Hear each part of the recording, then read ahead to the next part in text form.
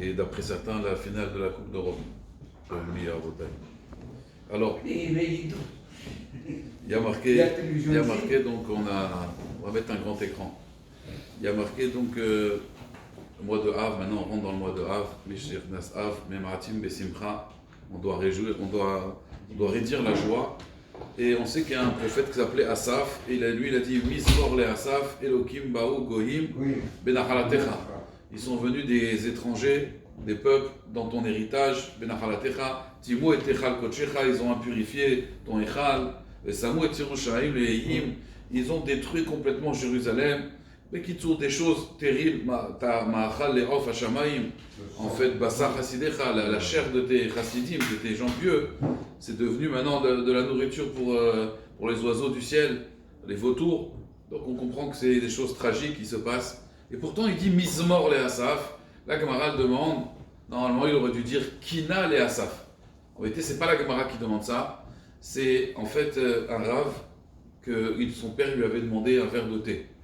Et il s'est approché de lui, c'est dans Masechet Kiddushin, il s'est approché de son père, et quand son père, il a voulu prendre le verre, son père s'est endormi. Et donc il est resté avec le verre dans la main. Il s'est dit, si je bouge, je vais réveiller mon père. D'accord? C'est la Gemara dans Kiddushin qui parle du respect des parents. Et alors le Rav, qu'est-ce qu'il a fait? Il est resté comme ça. Il est resté comme ça. Et il dit, ce Rav, que Besrout, par le mérite qu'il est resté comme ça, il a eu une explication. Quelle explication il a eu? Il dit, il y a marqué Mizmor le Asaf. On aurait dû dire Kina le Asaf. Une kina, vous savez, une kina c'est une lamentation. Mizmor c'est un shir, c'est une joie. Il s'est toujours demandé quelle joie, Mizmor le Asaf. Et il dit des choses terribles, catastrophiques dans ce Tehillim qu'on dit pendant Tikkun Chatzot. Il dit, mais on aurait dû dire Kina le Asaf. Et là, il a compris, et il a dit, j'ai compris pourquoi il a dit Mizmor. Pourquoi? Parce qu'Akadosh Baruch Hu, il a mis sa colère dans quoi? Il a mis sa colère dans des pierres et dans du bois, mais il n'a pas mis sa colère sur le Ham Israël. Akadosh Baruch Hu, il aurait pu nous anéantir à ce moment-là. Mais qu'est-ce qu'il a fait Hachem? Au lieu de mettre sa colère sur nous, il a mis sa colère sur du bois et sur des pierres. Tout à l'heure, Hachem Oshio, on expliquera un peu plus c'est quoi la maout de Tisha B'Av. En tout cas, ça c'est pour ça qu'il y a marqué Mizmor. Mais toujours à Botaï, quand même se rappeler ce qu'il dit le Maggid Meduvno, c'est le Maggid Yerushalayim, pardon. Le Maggid Yerushalayim, lui, il dit toujours cette chose-là pour sentir un petit peu les 3 semaines, parce que c'est des 3 semaines où voilà, maintenant on peut plus manger de viande, on peut plus boire du vin, à part le Shabbat, qui est un Shabbat Razon, mais on sait que c'est des semaines difficiles, d'accord, c'est des semaines difficiles, c'est un peu, on va dire, la rama, comme quelqu'un quand il a la rama, on dit c'est quoi, c'est Tchabab, c'est Tisha B'Av, c'est quelqu'un qui quand il fait une tronche comme ça, on dit ah celui-là il fait une tête de Tisha B'Av, vous voyez, c'est-à-dire que Tisha B'Av c'est quand même resté pour nous, on dit en yiddish la rama, quoi, c'est d'accord? En yiddish, ouais, yiddish polonais.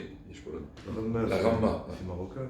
Alors, Rabotai, l'idée elle est comme ça. Maggid Yerushalayim, il dit à quoi ça ressemble cette histoire-là? À quoi ça ressemble? Le Rama, il était en Pologne, il était à Cracovie. Enfin, laisse tomber. Donc, du coup, il explique à quoi ça ressemble. Il y avait une fois quelqu'un, donc pendant des années, il n'a pas eu d'enfant. Et Baruch Hashem, sa femme, elle est enceinte. Et ils attendent chaque mois qui passe. Et voici que le dernier mois arrive. Et là, ils sont contents, ils vont à l'hôpital, la femme sent des contractions, ça y est. Et puis, on demande bien sûr à l'homme de sortir. Et lui, il fait ses Tehillim.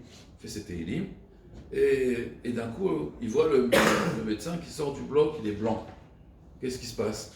Il dit, écoutez, il faut décider, vous n'avez pas le temps d'appeler un rave, là, il faut décider tout de suite. Quoi? C'est votre femme ou l'enfant? Vous décidez. Alors, il a dit, comment? Moi, je ne peux pas prendre sur moi sur mes épaules, demandez à ma femme. Votre femme, elle a décidé, c'est elle. Et alors il repart, et alors allez non, ce qu'il lui a dit, mais ça s'est passé, la femme est décédée, et l'enfant est né, dans des conditions donc atroces, l'enfant il est vivant, mais la femme elle est partie.